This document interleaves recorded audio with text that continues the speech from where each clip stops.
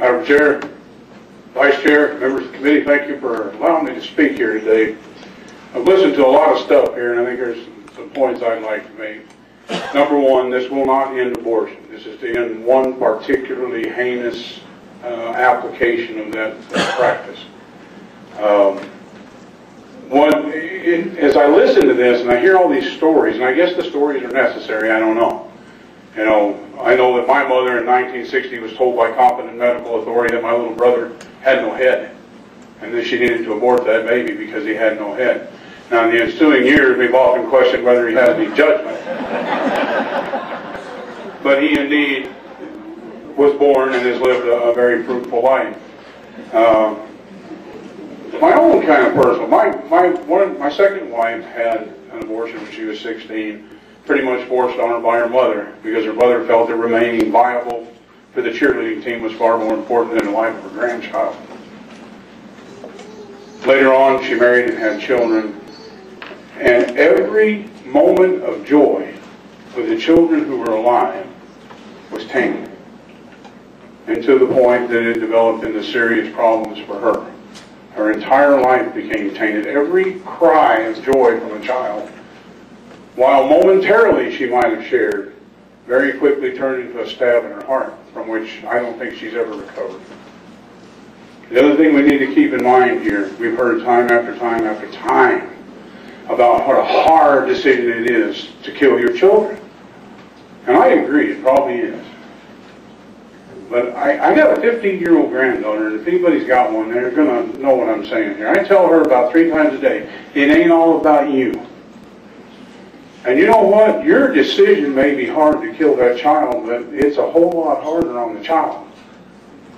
All right? And no one wants to address this issue because it is a horrible issue.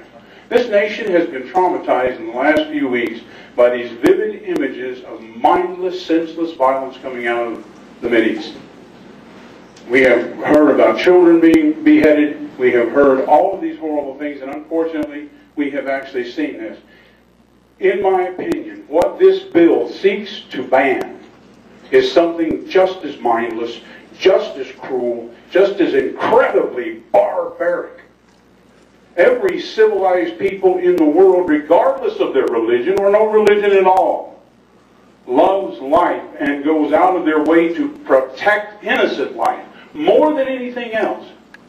And when innocent life is no longer valuable to you, I submit that you are no longer civilized, that you have passed a Rubicon. The society has gone to a place that none of us really want to go. And it doesn't matter how much gossamer we wrap around it. At the end of the day, a heart has stopped. This bill seeks only to stop, if I understand the bill correctly, the elective use of this procedure. At no point is a mother whose life is actually in danger going to be denied this procedure. Almost all abortions in this country of any stage are elective. They are almost never done for medical necessity. They're done for the convenience of a mother. They're done and pushed by grandmothers who want their children to remain viable to be class president, or it doesn't fit my career path at this time, or my boyfriend walked out and left me, or I'm depressed today. That's no reason to kill a human being of any size. Any size. So, with all of the gossamer pulled off, at the end of the day, we have a dead human being. All the bill seeks to do is to return New Mexico back to the ranks of civilized humanity, where we do treasure and protect innocent life above all others. A lady from the other side challenged you how you would feel if you were told how to vote. I'm one of your constituents, man. I'm on the phone all the time telling you how to vote. I'm going to ask you, if you make a mistake on some bills, nobody dies. Make a mistake on this one, and people die. And they die a horrible, painful death. I wasn't in here for all of the hearings, so I don't know if it's actually been described what happens. But what does happen is we come all the way to a live birth. It's a live birth except for the restraint necessary to prevent that final mechanical separation from the mother and the child. And then we do vast damage by stabbing it in the head with scissors. And then they take a vacuum tube and they suck a live child's brains out Now, I'm sorry.